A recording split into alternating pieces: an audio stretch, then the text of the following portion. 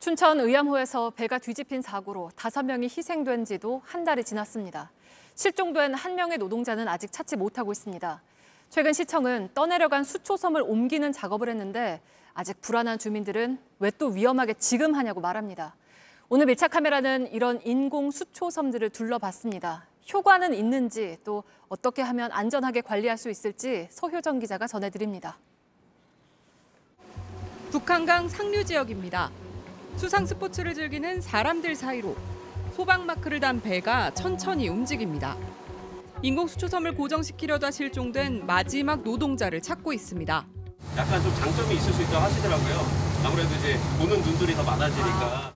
수색은 한 달째, 수중 음파 촬영 장비까지 동원했지만 성과가 없습니다. 뭔가 나타났다 이렇게 생각이 드셨던 적도 있으세요? 한 번 있었는데 다시 그 지점을 찾아가니까 여기 집도 형체가 없어져서 이번에 이제 다른 물고기나 그런 걸로. 잇따른 태풍에 실종 기간도 오래되면서 결국 경찰과 소방도 수색을 중단했습니다.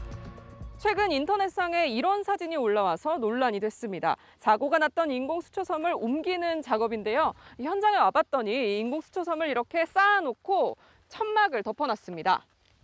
사고 이후 수초섬이 흘러가 의암댐에 구멍을 막는 바람에 일부를 옮겨놓은 겁니다.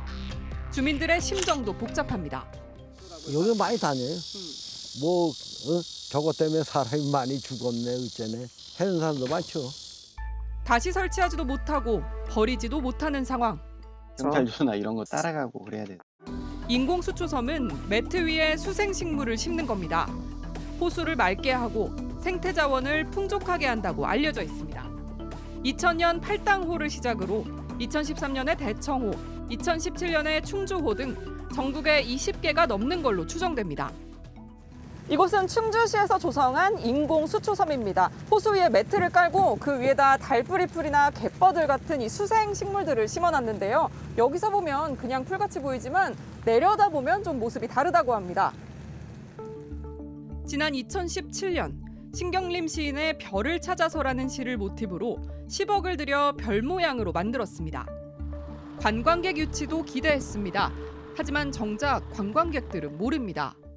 예, 몰랐어요. 그랬으면 여기 바로 앞인데 앞에서 뭔가 이 설명이든가 이런 게 있었어야 되는데. 인근 상인들도 마찬가지입니다. 저희도 양식장인 줄 알았었으니까 시에서 저걸 알려준다든지 이런 게 아예 없어서 저희 별 보러 오시는 분들은 한 번도 못 봤어요. 장사 4년 합니다. 대청호엔 녹조가 심해 40억 원을 투자해 만들었습니다. 배를 타고 가까이 가봤습니다. 풀들이 비바람에 휩쓸려 누워 있습니다. 어떤 식물은 잘려나갔습니다. 대청호의 허파라고 불리는 이 인공수초섬이 생긴 지도 7년이 지났습니다. 그동안 물은 얼마나 깨끗해졌을까요? 시청에선 수생식물이 오염원인 질소와 인을 흡수했다고 합니다. 하지만 호수에 비해 섬이 작아 큰 효과를 봤다고 하긴 어렵습니다. 대청호의 면적은 72제곱킬로미터로 축구장 10,000개 정도 규모입니다. 인공수초섬은 13,000제곱미터로 축구장 2개 면적, 5,000분의 1 수준입니다.